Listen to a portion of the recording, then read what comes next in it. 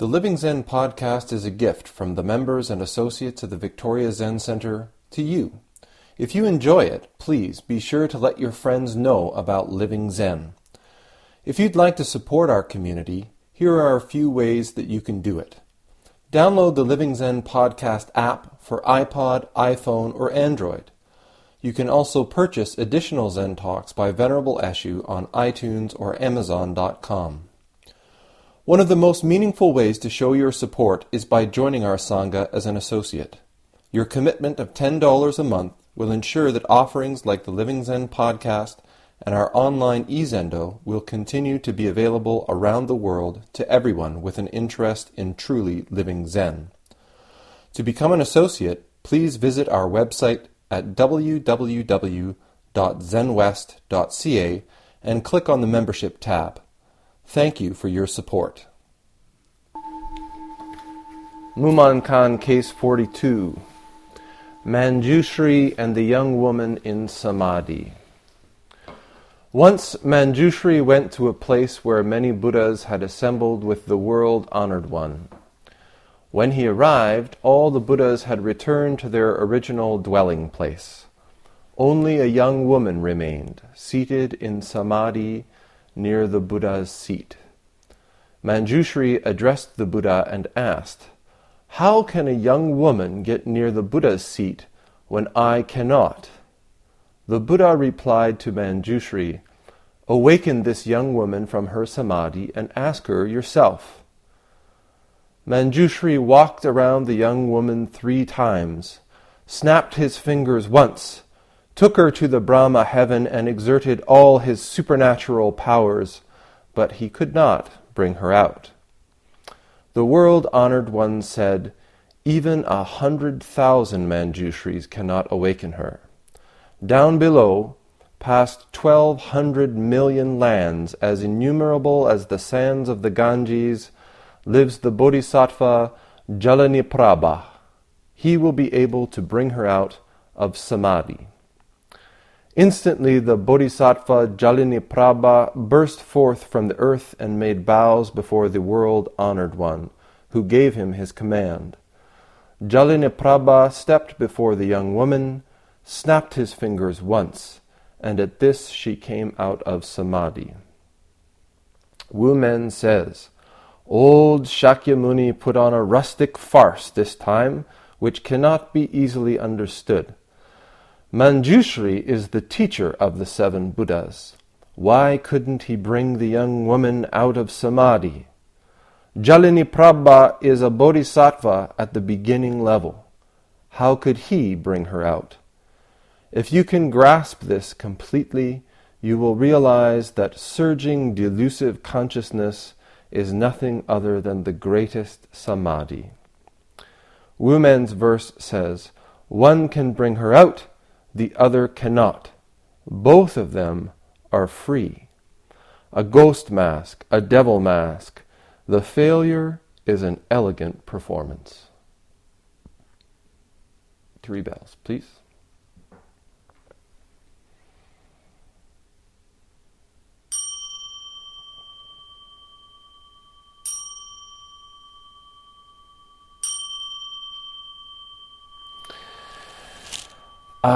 Good morning. This, I should do like I've been doing homeschool. Maybe I should say, good morning. Good morning. Oh, yes, much better, yes. Today's case weighs on me heavily. This case, the Mumonkan is often broken up by later teachers. Although Wu Men says, these cases are not laid out in any particular order, later teachers have sort of broken these up into sort of easier koans and so-so koans and really, really hard koans. The really, really hard ones in Japanese are called nanto, which kind of means like really hard. And this one is classified as nanto. And as I contemplate or I look at this case and look at how to talk about it, it's not so much that What's difficult about it is to talk. What's difficult about it is to express one to another, for me to talk about what's going on in this case. Often I find that in cases, there are scenes, there's so many of them that are scenes in which a principle is being demonstrated.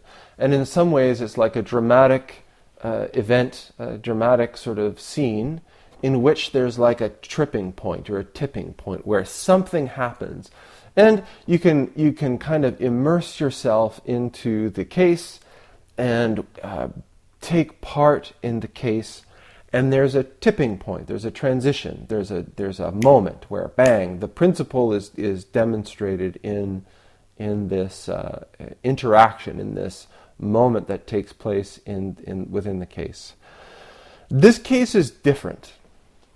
This case, as you even notice, in most cases we have this sort of scene is set with these characters, historical Zen characters, such and such an ancestor, such and such a master, or such and such a monk was at such and such a place in such and such a time.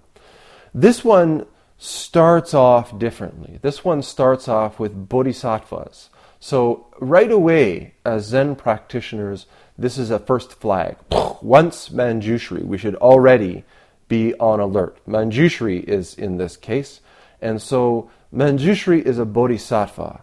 And a bodhisattva, I just had a really great sort of, I did an art class, you'd like this session, with my kids about bodhisattvas and about them being physical manifestations, personifications of principles, so of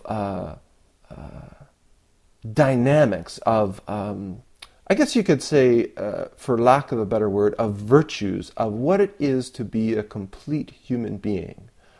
So we can't expect to walk down the street and to walk into this sort of muscly guy with long hair riding a lion with a sword in his hand and a sutra in the other. This is the manifestation, the personification of Manjushri, who is the bodhisattva of prajna, transcendent wisdom. These are personifications of the wisdom, that which comes before knowledge is prajna. This is the way that's like literally defined. That which comes before knowledge. This rock solid kind of knowing. Not in the sense of conceptual knowing, but just a gut, already known. Manjushri is the personification of this. Avalokiteshvara is the personification of compassion. So there's many different forms of it. The Indian form is this many-armed being, each with a different hand. Yeah? And in each hand there is an eye that sees. And also in each hand is a different tool. And so this being hears all of the distress in the world. This being sees everything that's going on and is armed with the appropriate tool to be of service, to be able to act, to be able to be of benefit in whatever situation they arise in, this arises in. But it's not as if you're going to walk down the street and run into this. It'd be horrifying, I think, if you ever ran into sort of Octomom would be sort of the personification, right? Many arms. And I think if you're a parent, particularly I think if you're a mother, there is a very strong understanding of this personification of the bodhisattva of compassion. Sometimes I think Nikki has sprouted arms, more arms. She seems able to do more things in a day than humanly possible. She can answer phones and cook meals and, all this stuff. Many arms. And the Chinese took Avalokiteshvara and transformed her into this, transformed him, I should say. Avalokiteshvara is a man in India, And in China it becomes Kuan Yin, the goddess or the bodhisattva of compassion. And you'll often see that Kuan Yin is beautiful. And she doesn't have 50 arms that make her kind of grotesque. She has just 2. Except she carries this little bottle. And so rather than the Indian idea of these sort of multiple arms able to serve and able to help, she carries this elixir that's like fixes everything. You're sick? Drink some of this. You need some help over here. You need some medical care over here. You need some patience. You need some, any kind of help you need. This sort of, it's like WD-40 and duct tape all wrapped up in one bottle. It's like the perfect elixir that does everything. So instead of having 1,000 arms and 1,000 tools, the image that they have is there is this one thing that is the balm, that is the universal panacea, and it's the personification of compassion. And I love that the Chinese have converted Avalokiteshvara into a woman, and we'll get more into this as we sort of go forward. So when we step into this case, the first words are once Manjushri. So as soon as we step into this case as Zen practitioners, we have to have our radar on, because we're going to have a scene laid out in front of us that's going to have non-literal characters involved. We've got personification characters involved. And as soon as we enter into a scene like this, we have to do, I always talk about this when it comes to cases. I always say, this scene is not about foreign people way back in history. The scene is about us. The characters in this are not just these historical characters, not just these sort of actual scene that happened or actual moment, but they are also the manifestations of what's taking place in our own lives. And that's why they've become a part of the case koan literature, the Mumonkan. In this case, even the historical veracity of the case doesn't exist to begin with. We have a scene in which we start with Manjushri, and so we are immediately cast into our own internal world. We're immediately cast into into a scene which is going to involve multiple manifestations of our own nature. Manjushri is the personification of ripened, of complete, of fulfilled prajna, wisdom, that which comes before knowledge, which is not outside, but is completely already manifest within, is completely manifest in every object, in every being in this vast cosmos. Manjushri is the personification. If you can take this wisdom and make it talk, it's going to speak with the mouth of Manjushri. So we have to sort of be aware. And the reason that this case is so difficult is that there is no tripwire. There is no point in it where, here comes the punchline, or here comes the moment, or here's where we need to pay attention. From the very beginning, it's like a crystal cavern where everything that you touch is sharp. And so when you walk into this case, we have to be really on our toes. So I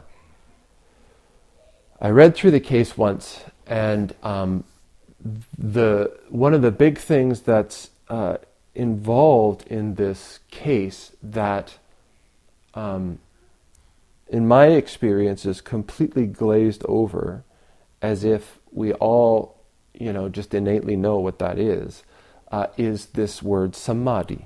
Samadhi. It's important in the case because this young woman is in samadhi, and the whole case is about bringing this woman out of samadhi, and it's spoken about in this like really sort of matter-of-fact, It's like she's sitting in the bathroom. She's sitting in samadhi. Everybody knows what that is, right? And so I just look around and I say, is everyone perfectly clear on what's meant when I say samadhi? Everyone? Okay, there's some people shaking heads, right? And so this is what I do. I go, okay, so let's just walk over like what the case is pointing at and just assume that everyone knows is ridiculous. So I'm going to talk about it. Samadhi, people make it into like a mystical state. People talk about, like, I want to meditate to be able to obtain the state of samadhi.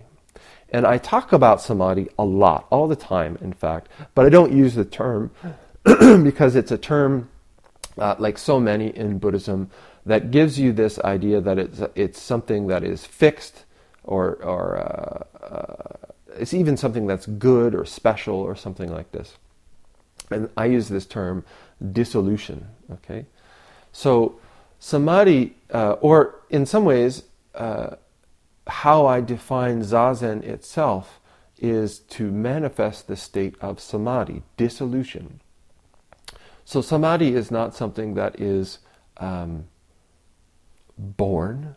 It's not something that because of your meditation you get more samadhi power or something like this. To put it in simple terms, basically, the position of Buddhism, the position of the Dharma, is that all things in this vast cosmos are intimately related. They're intimately involved. So much so, they're one. They're completely.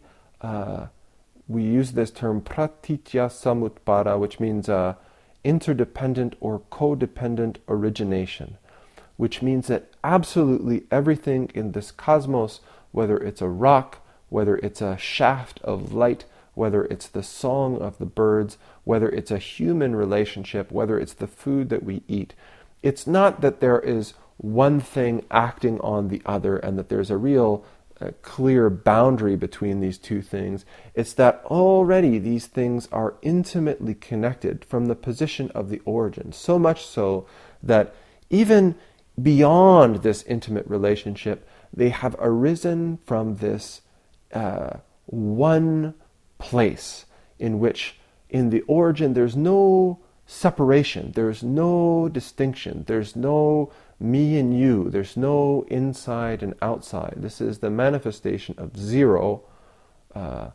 unconditional love, original nature. There's lots of different terms. And if you like, from a Buddhist perspective, if we're going to talk about a Western concept like God, this manifestation of the unconditioned, in which there's nothing to comment on and nobody to comment, this is what we would call God. Zero.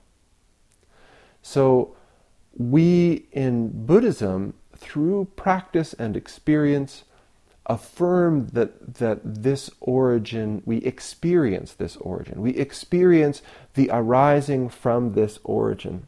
And I talk about things in terms of plus and minus and birth and death. And we experience this over and over again, birth and death. The arising of the distinct self which thinks about itself, which concerns itself with I, which differentiates itself from everything around it. Rock, tree, ugly person, pretty person, better person, worse person. The self arises, this manifestation, this activity of plus. And as we practice, it doesn't even matter actually if we practice, there is also from moment to moment this activity of minus, in which self-concerns also disappear.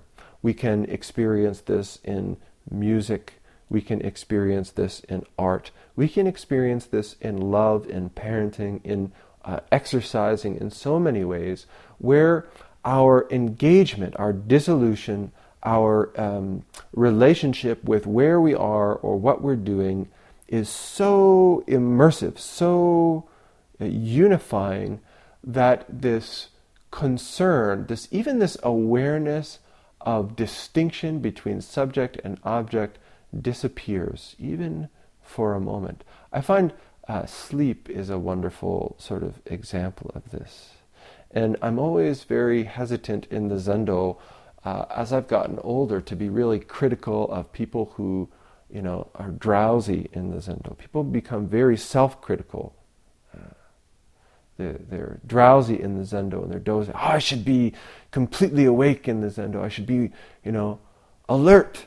And of course, we don't want people to be sort of falling off the cushion or anything like this. But something really, truly magical, rare, precious happens in the moment of sleep even, which is that we spend our whole waking lives worried, concerned, pushing, pulling, chasing, running away from things that are perceived to benefit, to harm, or to sort of somehow sustain self. Huh? And in the moment of sleep, there is this letting go of the idea of self. It just disappears. This is the same thing that happens when we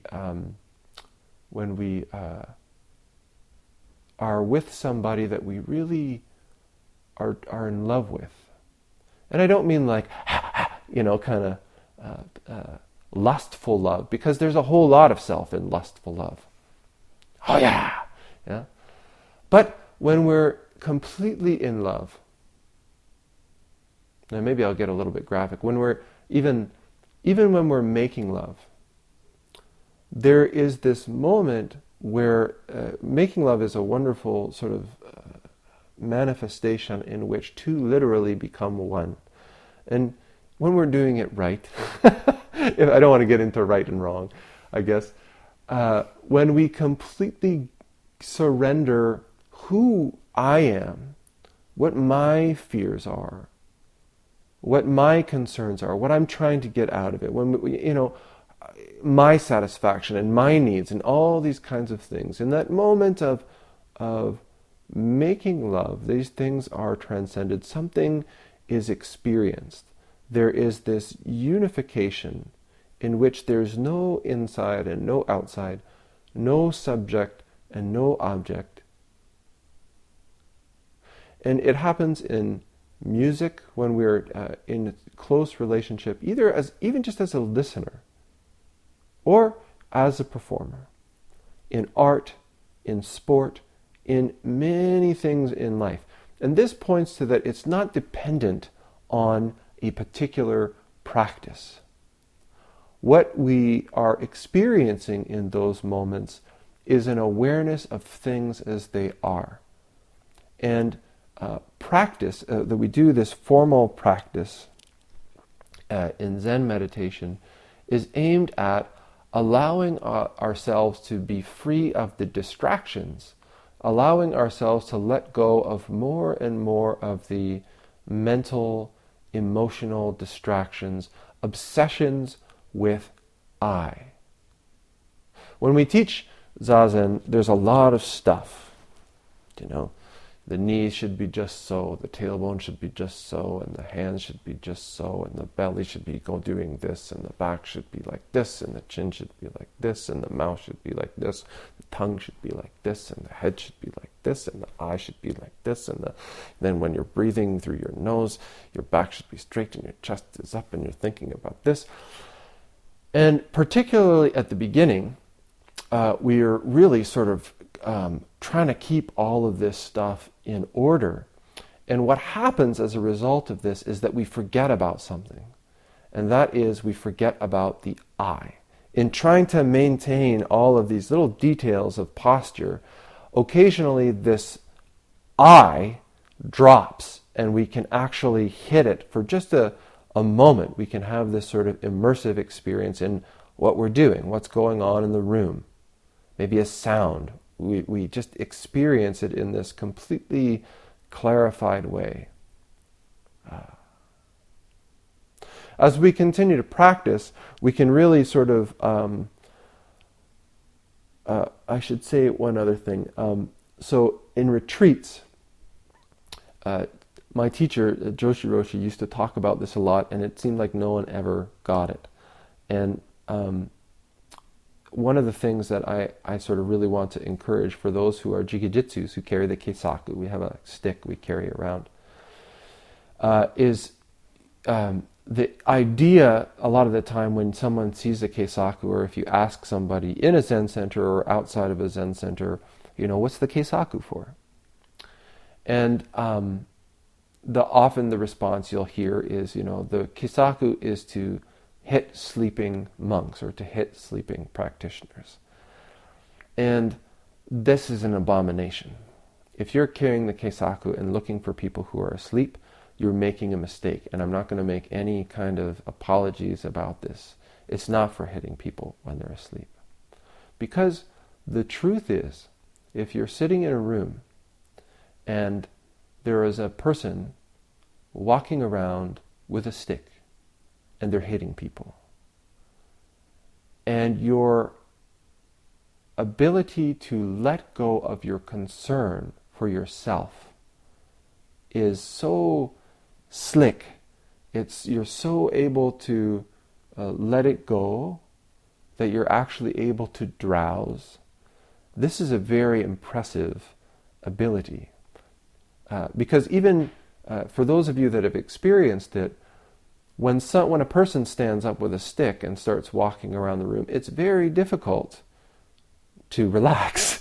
It's very difficult to sort of, this is like base of the skull brain kind of stuff, way back here, primal sort of like self-preserving fear. So when someone's actually able to completely sort of dissolve that to the point where they're dissolving into sleep, to hit them is just backwards.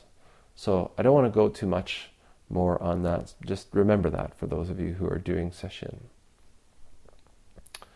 Samadhi, another place where we can really sort of clearly understand what it is that I'm talking about. I can talk about it when I'm within sleep. I can talk about it when we're talking about sitting, or when we're doing any of those other things, Just after you've made love, you fall back onto the bed, and you're not all there. You're still immersed in the event. You're still immersed in this unifying relationship. It's difficult to sort of form words. And sometimes there is this simultaneous push to clarify, to become a person, maybe to talk, to say something nice. But there's also this simultaneous kind of resistance, wanting to stay in this haze, in this kind of dissolved state. The same goes with art, or even a good book maybe, or a piece of music that we've listened to or we've been playing, or a game that we've been engaged in, or even a particular sort of interchange during a game. There's this desire to, or this feeling, this motivation to both break out of it, clarify, who I am and what's going on, and there's a simultaneous sort of not wanting to arise, not wanting to get out of the bath yet. And in sitting, we consciously, in the form that we use, there are these conscious snappings of the fingers. And they're the bells, right? So the practice is we sit down into this posture of zazen, jhana, absorption, dissolving. We consciously sit down and engage in this practice of letting go of the I am distinctive self, melting away into the activity that's happening within us and all around us, the manifestation of samadhi, becoming immersed in this unified activity that's unfolding as the cosmos, as this moment, becoming not just aware of it, but deeply experiencing our part in it, deeply experiencing what we are as an intimate, irreplaceable, absolutely crucial part in the unfolding activity of the cosmos in this very moment. And as we allow our emotions to settle, and as we allow our thoughts to settle, we experience this. Sometimes little glimpses.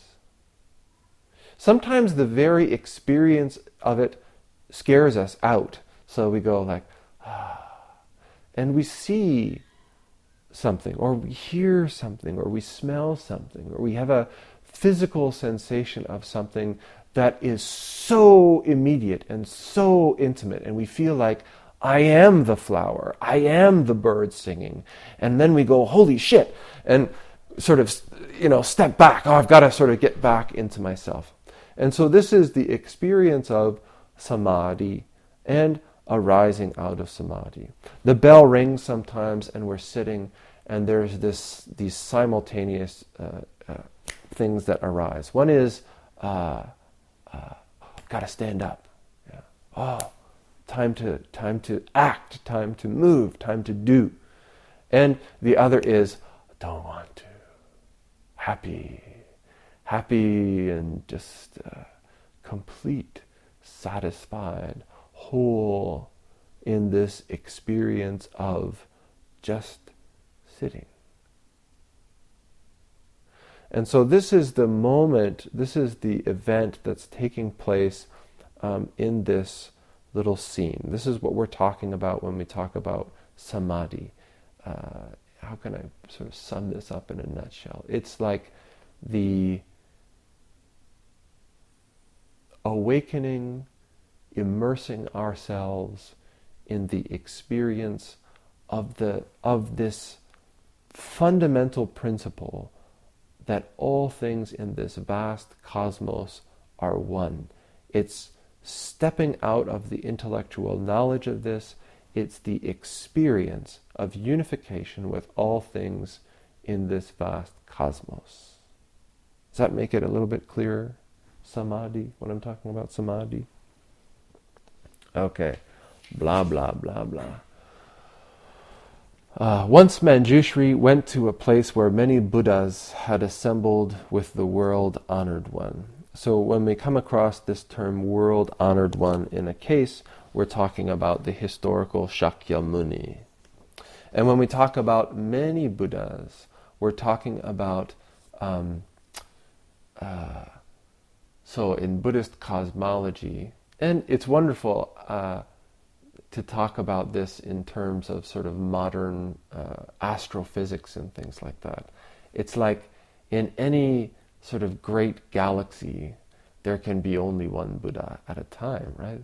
Except that we know, and I mean this is amazing, centuries old stuff, the idea is that there are many galaxies spread out by infinite, vast quantities of space and time, and in each one of these distant galaxies there is a Buddha, and there is a whole pantheon of bodhisattvas, and there are all of these beings that have their own trials and tribulations and problems, and that the function of the Buddha is to be the manifestation of this Dharma and to represent and offer a path of awakening and liberation from suffering for all these beings in these multiple galaxies.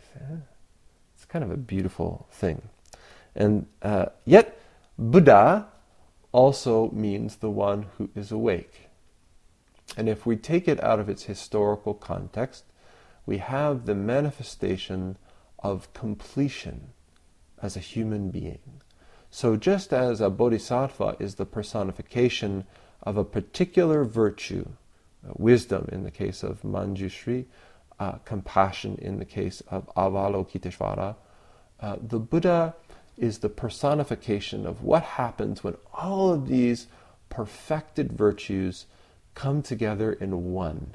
It is the complete, the realization of the complete potential of a human being.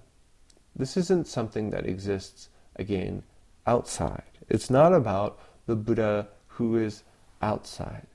It's about what's the Buddha who is the one awake in this very moment. You. Where is the Buddha? So we have here in this scene a big hotel, and there's a convention. Manjushri went to a place where many Buddhas had assembled with the world-honored one. So a Buddha convention. And I imagine that it was like, the annual Buddha convention in Vegas or something like this, right?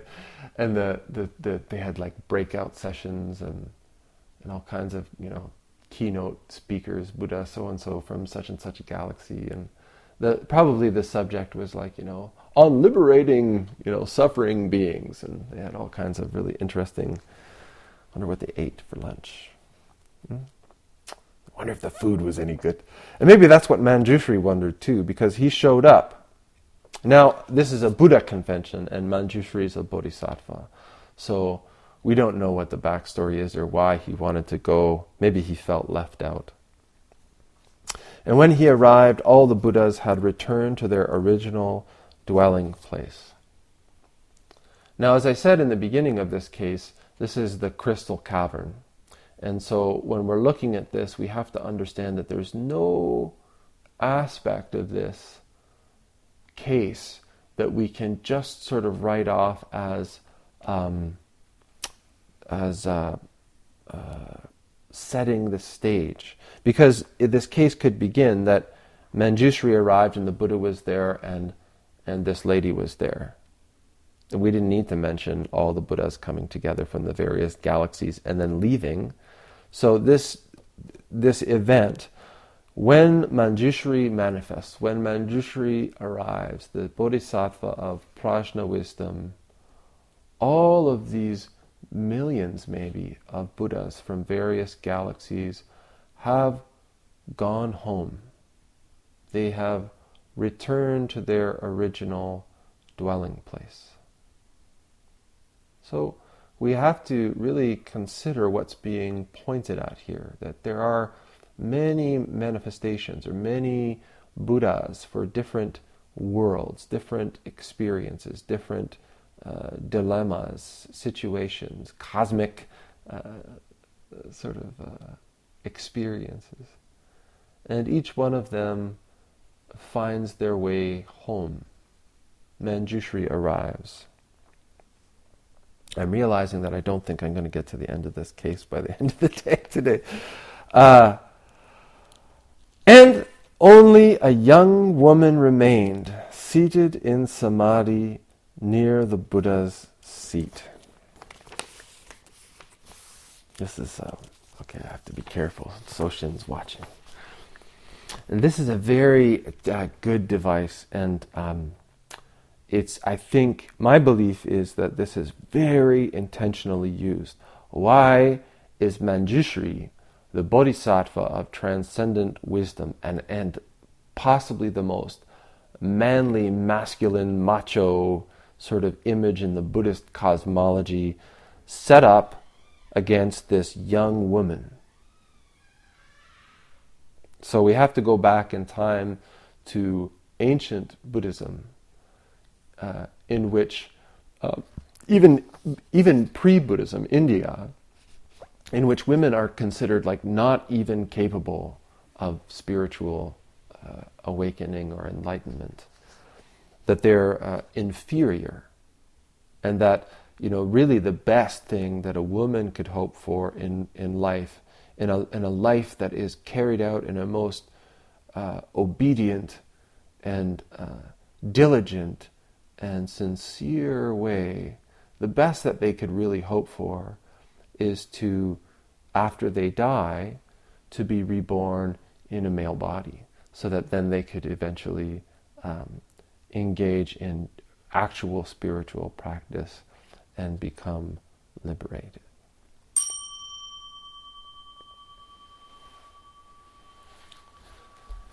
This, of course, is not, I think, India's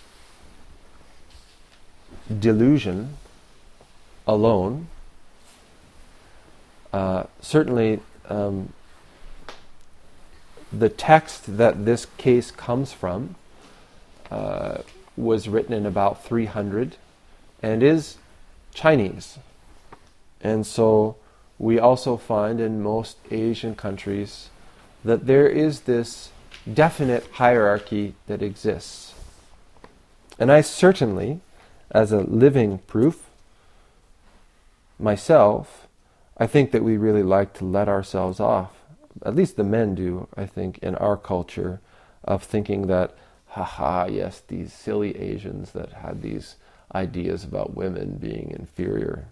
But I think I've come to the realization in my own heart that this is something very deeply rooted in our culture, very deeply rooted in my own thinking, so much so that I sometimes need just a sledgehammer, whack, in order to see that I've stepped into it. I've stepped into this way of thinking. And to top it all off, this foil, this person is young. And so we have this double whammy there, right? So we come from a sort of, an old boys club in the Buddhism as an old boys club, religion, Indian religion, spirituality in the deepest sense as an old boys club. So to have a woman, a young woman, sitting close to the Buddha's seat is, we can't look at this in this case as accidental. And that this woman, young woman, sitting close to the Buddha's seat at the Buddha convention that Manjushri wasn't invited to be sort of juxtaposed with macho Manjushri, is no accident. And this is where I am heartened by the literature, the koan literature of Buddhism and Zen. Because to me, to set up this situation is indicative of the absolute fixation, the absolute stupidity of these beliefs or these kinds of fixations on physical manifestation as being determinant of a person's spiritual capacity. So, Manjushri asks the Buddha, only a young woman remained seated in Samadhi near the Buddha's seat. Manjushri addressed the Buddha and asked, "How can a young woman get near the Buddha's seat when I cannot?"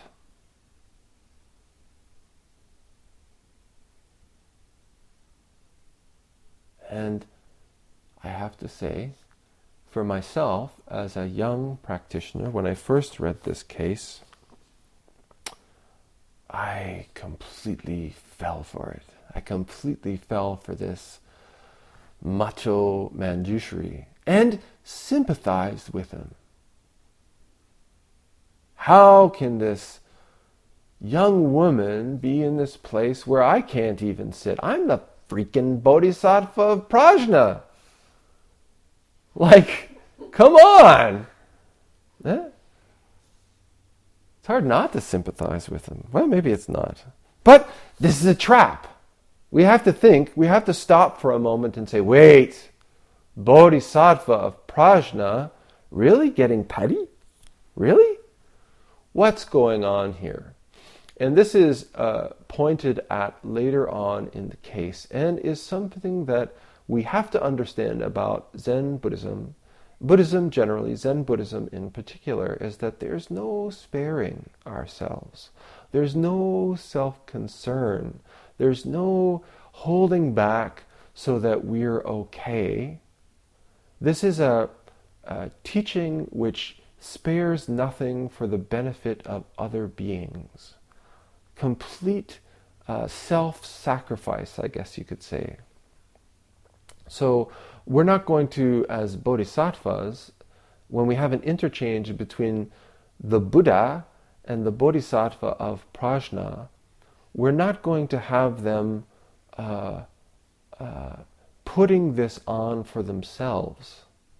Wumen points to this drama, this sort of country farce. I think it's rustic farce. There's a scene that's taking place for somebody's benefit. And as we have it laid out before us right from the beginning as this sort of clearly non-literal experience, what is it that's being revealed? Where are we getting stuck? What are the traps that we're falling into? What are the assumptions that we're making? Where are we grabbing on for a nice, comfortable, convenient sort of holding place? And how can these characters move to break it? How can these characters interact and transform to allow us to see something, a glimpse of something? Manjushri puts on his best macho face, and he plays the role of the great, so flaming sword-wielding Manjushri. And he says, "How can this young woman get so close to the Buddha's seat and I cannot?" And the Buddha says, "Well, awaken this young woman from her samadhi and ask her yourself. Don't ask me.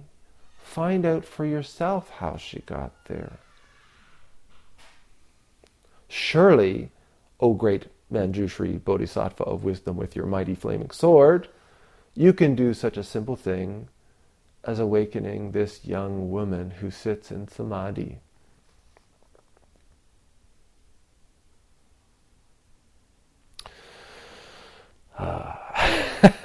So Manjushri walked around the young woman 3 times. Ooh, that's big. Snapped his fingers once. You can just imagine. I love this. Picture like Manjushri doing these big steps, walking around this woman with a very serious look on his face, and then stands in front of her and goes, expecting her to sort of leap up and completely immersed in samadhi. And then he takes her to the Brahma heaven.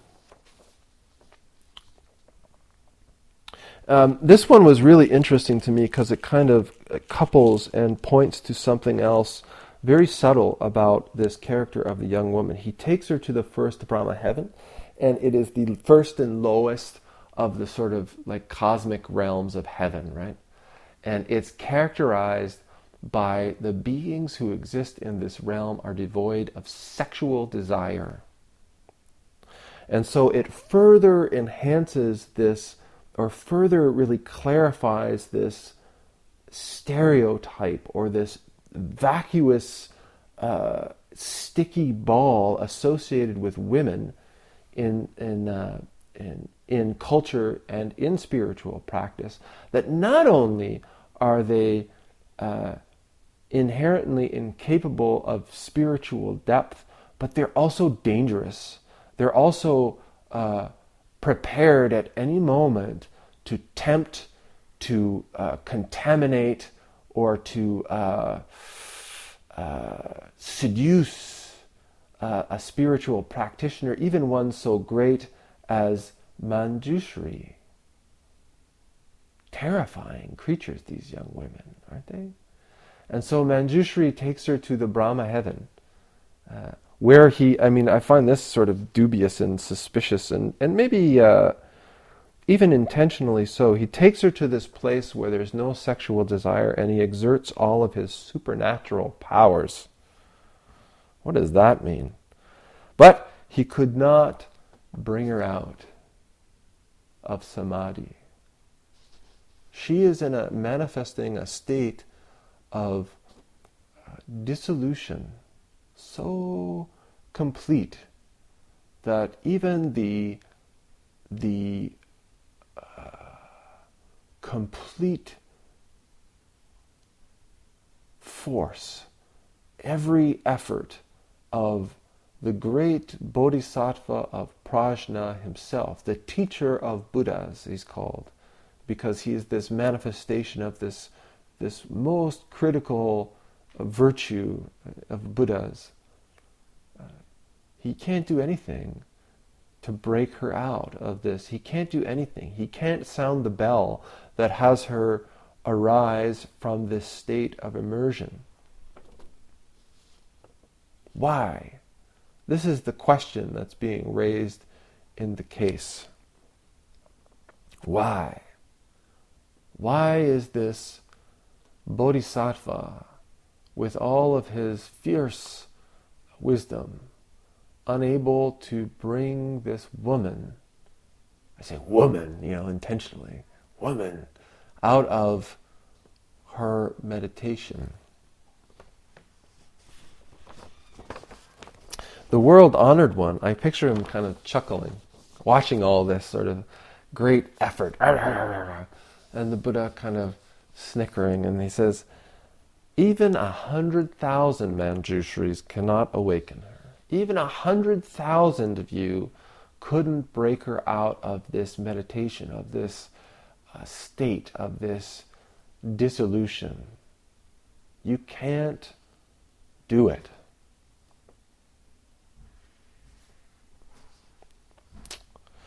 Down below, past 1,200 million lands. So again, we get into this massive scale thing again, this expansive experience of reality.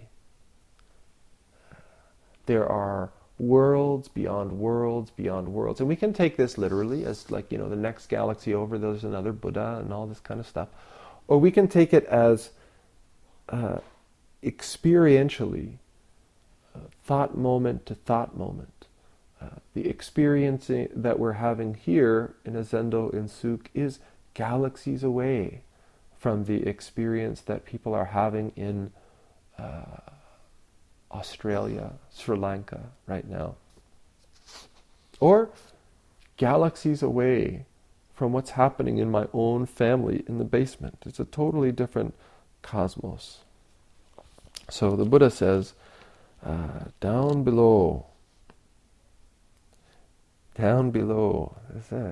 we have a sort of sticky ball that talks about higher and lower. Down below, past 1,200 million lands. So not just downstairs, but like really down. As innumerable as the sands of the Ganges. That's a long way. Lives the Bodhisattva Jaliniprabha.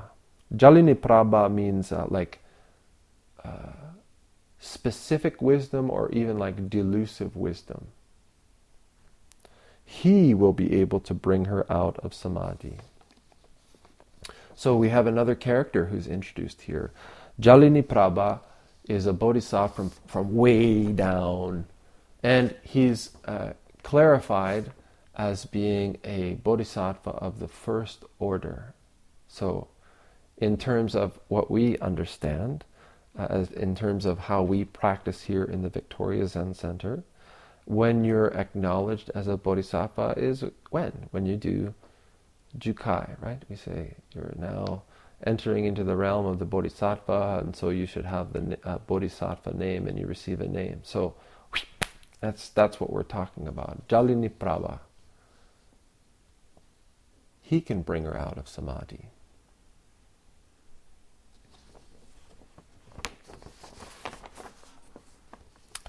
This line is wonderful. Instantly, the Bodhisattva Jaliniprabha burst forth from the earth and made bows before the world-honored one. Joshu Roshi, the translation that he helped, is gushed. the Bodhisattva Jaliniprabha gushed forth from the earth. So you just picture this sort of sudden manifestation of this Bodhisattva delusive or specific wisdom. And we have now personified these two opposite poles. We have these two opposite manifestations that have arisen. One is the Bodhisattva of Prajna, who is a Bodhisattva. They have like this scheme that has various levels. So we've got, like first level Bodhisattva, and there's some schemes that have like 12 levels, and some that have 52, and some that maybe have like 50,000. But any way you slice it, you have the two poles. You have Jaliniprabha at 1, and Manjushri, who's at the opposite end. He's like a perfected bodhisattva. Basically, like, next thing for him is Buddhahood or bust, basically. He's like the man, right? And so you have these people, and even their names are juxtaposed. So Manjushri is the personification of the wisdom, prajna, so that which comes before. So it is this undifferentiated, undiscriminating, undivided, complete wisdom. And you have Jaliniprabha, who is the personification of divided wisdom, of distinction, of differentiation. This is starting, I hope this is starting to become a little bit clearer what's going on here. And we have this young woman in between these two, manifesting a state of absorption, of complete dissolution, unification with the fundamental activity in a state or in a activity that we would call Samadhi. And what we found is that this personification of the wisdom which is complete, the wisdom which is undefined and undistinguished, non-dual, does everything that he can, and he can't wake her up. He can't get her to move. He can't get her to even step into her body. One of the things that is pointed out also in this, and it's pointed out twice, is the immediacy of this very moment. That things that are at great distance arise and dissolve instantly, is the term that's used. So in the beginning, we have the Buddha convention, and Manjushri shows up, and the Buddhas that have been there from vast distances across the universe, they've arisen there and they've disappeared there. It's like Harry Potter or something like that. They've apparated and disapparated. Huh? And the Buddha takes the time to explain that this Bodhisattva Jaliniprabha is like far, far, far, far, far away, but instantly, upon his name being recited, upon his the need for that Bodhisattva to arise, he literally gushes up. He arises from the earth to take his place. And here I am, Jaliniprabha. Oh, geez, Buddha and Manjushri are here. Hey, that's cool. He makes his bows before the world-honored one, and the world-honored one gives him his command. He says, awaken this young woman from her samadhi. And so, no show, no stepping around, going to heavens, or all this kind of stuff. Jaliniprabha stepped before the young woman, snapped his fingers once, and at this, she came out of samadhi. Remarkable. So, the question that's raised in this, there are many, many questions, and this is nanto because, as I said at the beginning, like the metaphor for me is like a crystal cavern where everything is pointy, where every word points at something. Every word is sharp and will cut away your fixation. Simultaneously, every image, every word is like crazy glue for me. It's just so sticky. I fall into the young woman, and I fall into Manjushri, and I fall into the Buddha, and I fall into the convention, and I fall into everything. Oh, this is all so delicious stuff. And the question is, how do you navigate this case? How do you come through this case complete? How do you walk it? How do you manifest? How do you awaken to this case? It's so rich. The fundamental question is why? Why is it that Jaliniprabha can just snap his fingers? This first rank, level 1, novice bodhisattva has no problem at all bringing this woman out of her state of absorption? Why is it that Manjushri, in the Zen tradition, probably the most, he's like the number 1 bodhisattva. Maybe in the Tibetan tradition they've got Avalokiteshvara as the sort of head bodhisattva, but definitely in the Zen tradition, Manjushri is the guy. Prajna is the dominant one in the Zen tradition. In the Zendos, in a formal Zendo, it is totally traditional to have Manjushri, the bodhisattva of Prajna, as the icon on the Butsudan. Why? Why is it? And one of the most wonderful things that I ask about this case is and this I shouldn't make this into too much, because this is just entirely something that strikes me, is Manjushri shows up at the Buddha convention, and all of the Buddhas have left,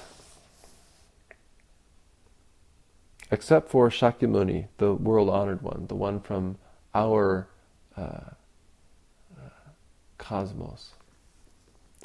But it strikes me that perhaps there are 2 Buddhas that haven't left, and that's the first mistake that Manjushri makes. I think I'm going to leave it off there. No big answers today, and I'll take this case up again next week, where I'll cover the comments and verse. Please take this one with you and sit with it for the next week. This is one, or maybe you can sit with this particular case for the next 15 years, because it is Nanto. There's a lot being revealed in this case, and it's very difficult to talk about it. You've got to really enter into this cave, enter into this scene, recognize it as something not outside, not historical, not philosophical, not intellectual, but entirely the world of experience. It is the manifestation of the activity of this cosmos in a scene. So take it and embrace it, dissolve into it. Play each of the roles and see if you can come up with an answer for why it is that Manjushri cannot bring the woman out of Samadhi and Jaliniprabha can.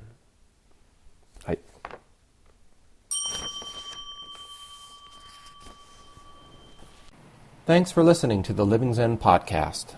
If you follow Living Zen through iTunes, I would very much appreciate it if you would take a moment to let me know what you think about it by rating or reviewing the podcast, so that new listeners can also hear what you have to say.